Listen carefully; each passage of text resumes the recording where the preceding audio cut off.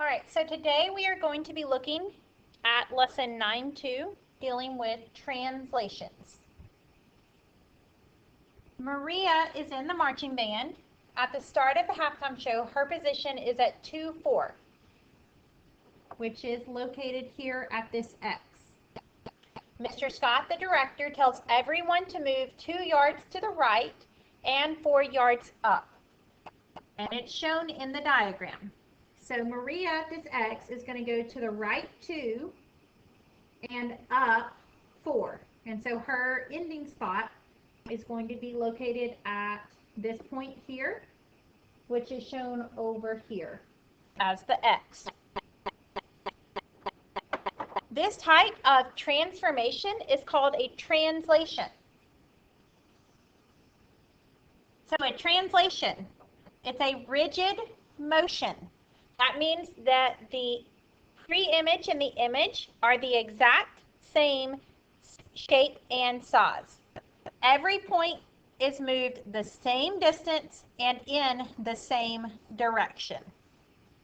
So if Maria is moving to the right 2 and up 4, every person in the band is going to have to follow that same movement because we want it to stay as the same figure, just moved to a different spot. So on your coordinate plane, you can write a function for a translation, and it's going to be in the form xy goes to x plus a, y plus b, where a and b are positive or negative constants. They're some numbers. They could be 0, where x or y doesn't change. So I want us to write this translation as a function. So we're going to take our point xy and we are going to go to a new point. So we already said we're going to the right 2, so that's going to be x plus 2. And then we're going to go up 4. So that's going to be y plus 4. And that's going to be for every marcher. So the translation, it says it's sliding up or down, left or right. You can move diagonally by combining a left down with a right or up or something like that. So on ours, it's going to be a diagonal move because we're moving to the right and up. But every figure moves the same distance. That distance and the direction together are called the directed line segment. So if you look back to our figure, this is the directed line segment because it's going kind of northeast. If you're wanting to think of it as one motion, instead of to the right and up, you can think of it along that line there. So they gave a table, and we want to look. Maria, Joe, Alfredo, and Ligeia. They tell us pre-image and image. If we apply our formula for Maria, she starts at the point 2, 4. So if you apply this function, our x value is 2 and our y value is 4. And if you plug it into your function, you end up with the image point of 4, 8. Which, if you look at your graph, the x up at the top here is located at 4, 8. For Joe, P starts at 3, 7. If you apply this function, your x value is 3, your y value is 7. That puts you at the point 5, 11. If you do the same idea for Alfredo, where they come up with these names, I don't know. But that's what they said for his name, Alfredo. Your x value is 1. Your y value is 8. So that puts you at the point 3, 12. Now for Ligeia, they told us she ends at 7, 11. So where did she start? Well, if to get to this point, she went to the right and up, to go backwards, she's going to go down and to the left. She's going to go down 4 and to the left 2. She's going to do the opposite of what she did to get there. So 5, 7 is where she must have started. And if you check 5, 7, plugging it into your function here, 5 plus 2 gets you to 7.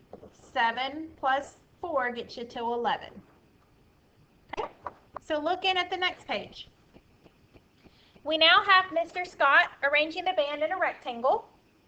He directs the band member that is located at 610.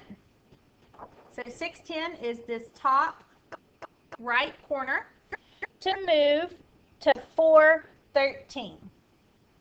So 413 is right here. So this person is going to be moving that way. Which, if you think of it as a left, right, up, down shift, is to the left 2 and then up 3. So if we're looking at the band, if they are moving in a translation, what does it mean to move in a translation? All of the points, all of the band members are going to slide. They're going to translate the same direction. So if he is moving to the left 2 and up 3, every band member should also move to the left 2 and up 3. All of them have to do that. So how could we write this as a function, a transformation function? We could say our point x, y is going to go to the point. We're going to move to the left 2, so subtract 2. And then to move up, you would add 3. So that's one way you could look at that as a transformation function. If you were to graph it, so we know our top right corner is going to be at the point 413. If we move to the left and then up, our top left corner is going to be at negative 113. Our bottom right corner is going to be at 4.7. I'm sorry, 4.5.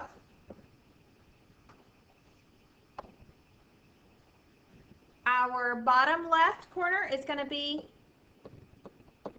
at negative 1.5.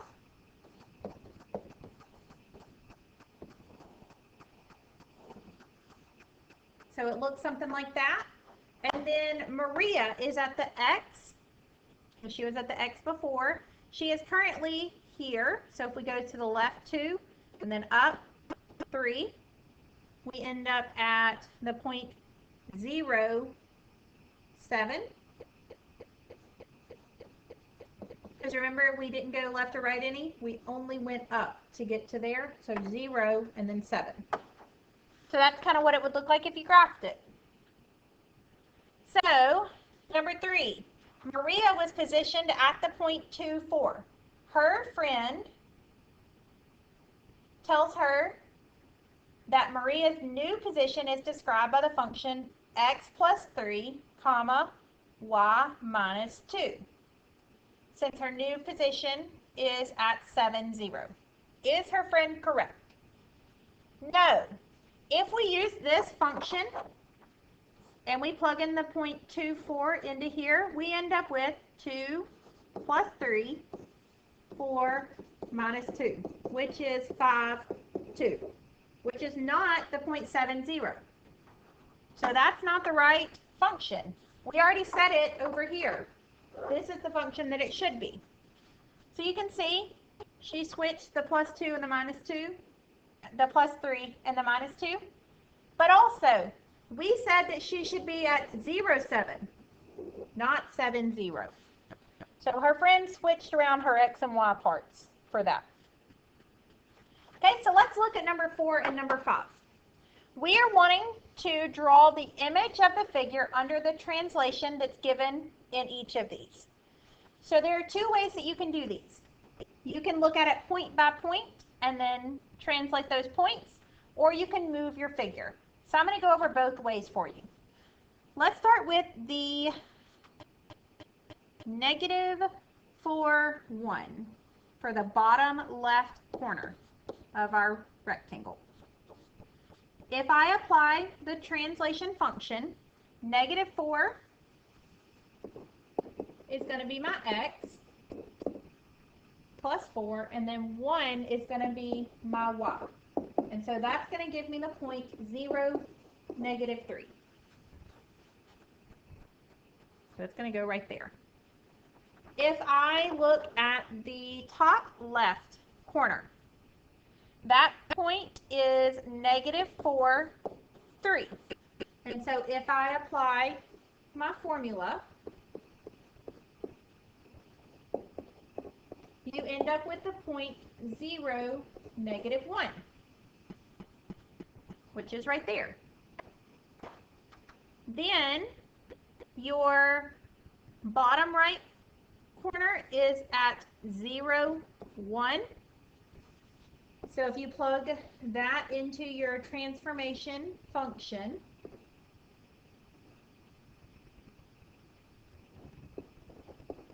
you end up with 4, -3.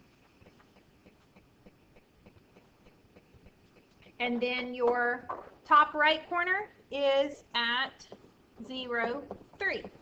And if you plug it in, you end up with 4, -1. So there is your figure. Another way you can look at this. If I start, I'm going to erase the rest of this part so you can see my dots. If I start here, I can go to the right 4 and down 4. 1, 2, 3, 4 to the right. 1, 2, 3, 4 down. And you can repeat that for each of the 4 corners and then draw your figure. So you can do it either way. Does my pre-image and my image match? Are they the exact same shape and size? Should they be the exact same shape and size? Yes, and they are. They are both a rectangle that has a height of 2 and a width of 4. Okay, looking at number 5. We're going to do the same idea. This corner is -2, -2. And if we apply the transformation formula that they gave us, you end up with the point 1, -2, which ends up actually on top of another corner, which is okay. This vertex here is the point 1, -2, and if we apply the formula to that point, we end up with the point 2, -2. No, we end up with, I'm sorry, it should be a positive one here. We end up with the point 4, -2, which is right there. And then if we do the very top vertex, that is the point 1, 4. And if we apply our formula, we end up with the point 4, 4, which is right there.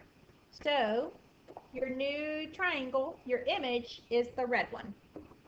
And again, should they be the exact same shape and size? Yes, because it's a translation. Translations are rigid, so your figures should still be the exact same, just moved in some way. So now let's look. Translations can also be defined without using the coordinate plane. So whenever you're not using the coordinate plane, you're going to need to be very neat with your drawings. It's not going to have to be 100% accurate. However, it should be very close to what it's supposed to be. So I'm not going to get out a ruler and measure and make sure it's exactly what it should be. But it should look close to what it's supposed to be. So you got to be neat. If you're not a neat person when you're drawing, you're going to want to be more careful as you're working through these, because they're not going to be specific exact points. So they give us this expression here I want to talk about what this means. That is meaning the first, it's a translation, that's what the capital T is. The first point here is A, and the second point is B. All that means is that point A is going to translate to wherever point B currently is located. And then all the points are going to move in that same way. When you do a translation, if you're starting with point P in your pre-image, in your image, it's going to become P prime. So whatever your point is, you're going to put a prime on there. It's the same word as Amazon Prime, spelled the same way. It's almost like an apostrophe, but it's not. It's a prime. And so that's how you note your image versus your pre-image. So your image is going to be the one that you end with. It's going to be a prime. Your figures are still going to have the same size. They're going to be the same shape. Your line segments are going to be parallel to the line segments before. They're just going to be moved in some way. You're not going to be turning anything on these. You're just going to be moving them left, right, up, and down. So we're looking at rhombus. They tell you a rhombus is a parallelogram with 4 congruent sides. So we are wanting on part 6 to draw the translation described by this. So this is saying A moves to where B is. So put your finger on point A and move your finger to point B. You move northeast, up and to the right. So that is how your figure is going to move. So we have that point A is going to get moved to there. So A prime is going to go on top of B. Then the length from A to B, it's going to stay. So that length means that point B is going to go to right there. Because this distance and this distance should be the same distance. They should be the same length. Then D is going to move to where point C is. So D prime is going to be there. And then C is going to move to here, to be C prime. And so then we can make our rhombus. And then P is going to move this direction. Still going to be in the middle of your rhombus. So that's part 6. Part 7, what part of the rhombus maps onto BC? Well, if you look, what is on top of B? A prime. And what is on top of C? D prime. So that is now what is mapped on top of BC. Part 8 asks, identify a translation that would map exactly one point of the rhombus onto another point of the rhombus. So if I take my rhombus, one way is to move it directly to the right, so that I move D onto where point B is. Or move it directly to the left, so that I move B onto D. Or up or down. Any of those would map one point onto another point. It only asks you for one of them. So using the format they are talking about, you would say T. So if I moved it right, D would go to B. That would be the translation.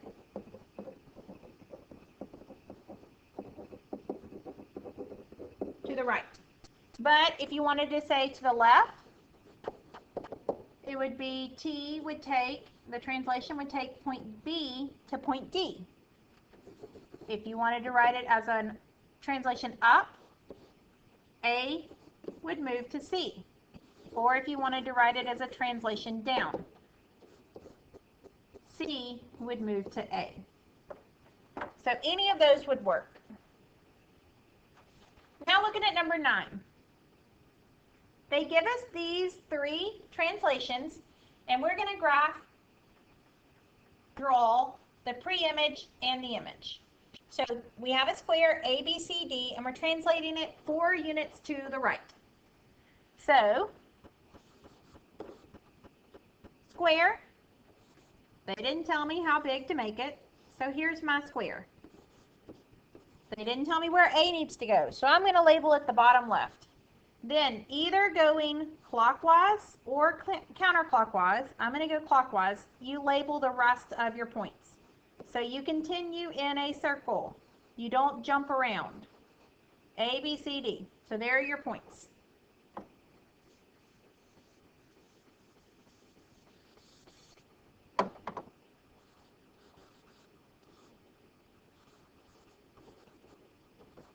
We are going to move it to the right 4 inches. So I'm not going to get out a ruler and make sure that you've moved it 4 inches exactly. But if I move it 4 inches on your paper, it should end up about half of your page away, because your page is 8.5 by 11.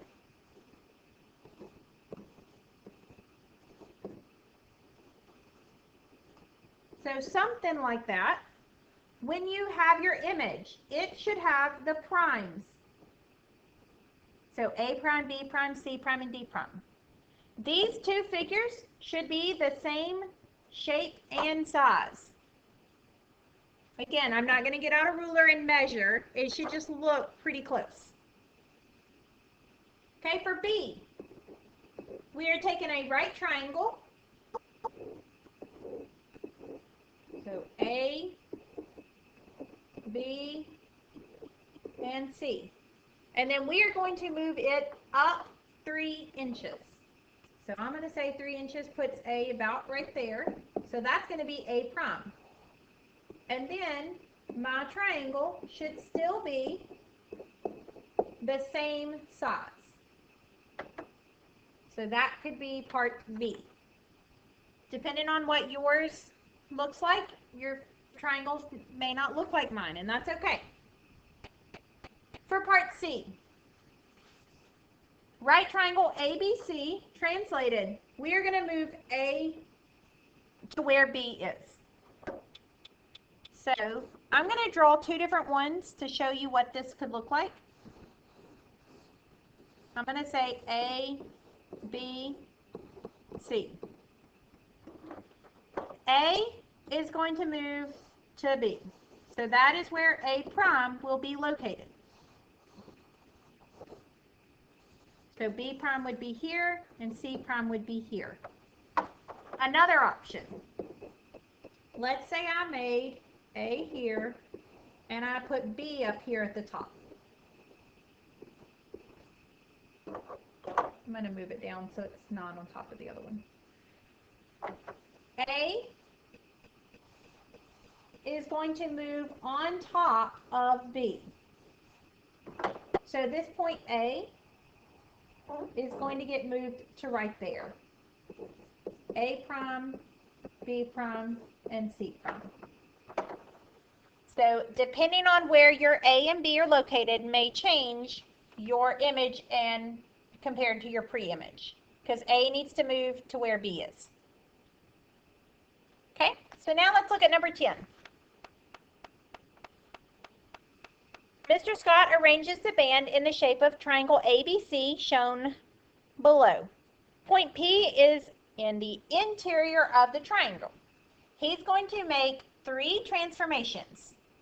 We have P, and then we have P prime.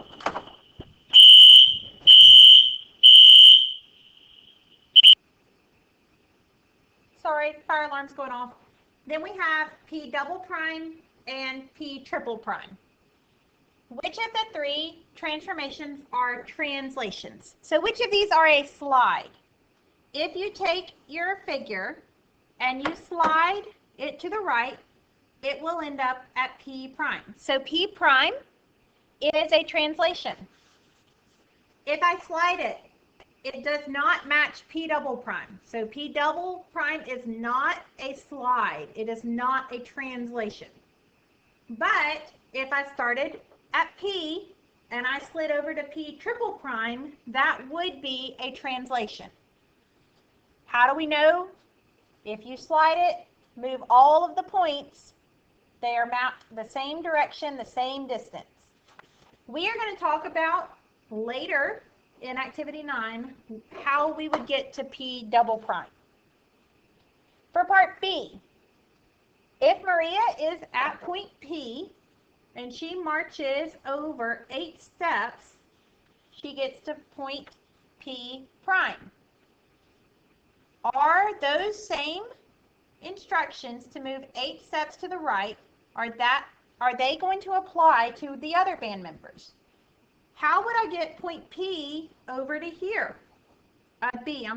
Point B to B prime. That's also going to be 8 steps. Or to move C to C prime. A translation, all of the points are moved in the same manner. So the instructions have to apply to all of them if they are in a translation. So yes, they do apply. Since we are translating, we are sliding the figure.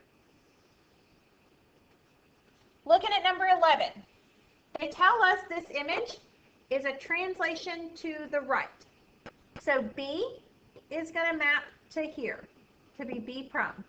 C is going to map here. D is going to get pushed to here. E is going to be here. F gets pushed over here, and A gets pushed there.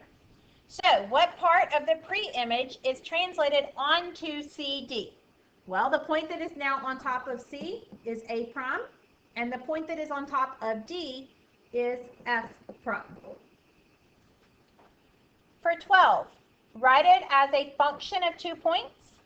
You could say either the translation of AC or FD. You could write that out as an English sentence. A translates to C, or F translates to D. You're just trying to find a point that moves to another point. If we apply this translation many times over and over, we could have a row of hexagons where the hexagons continue going this way. What other translation could be repeated to fill the page with hexagons so that we end up with a bunch of hexagons all over the page? Obviously, yes, we could move it here or down, but then we would have this section here that's not a hexagon. Like we'd have some spaces in between them. What we're wanting is to where we have hexagon on top of hexagon on top of hexagon with no overlaps.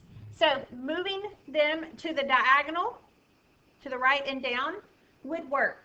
And so that's moving point B to point D. That point would go there. And so that would be this translation. That's one option. Moving B to C would put hexagons on top of each other. They're overlapping, and that's not what they're wanting. Moving B to E would again leave that gap. We could move E to C. There are a couple of different ways that we could do this, but the one out of those three would be T to translation B to D. So hopefully that helps you understand a little bit more about lesson 9-2.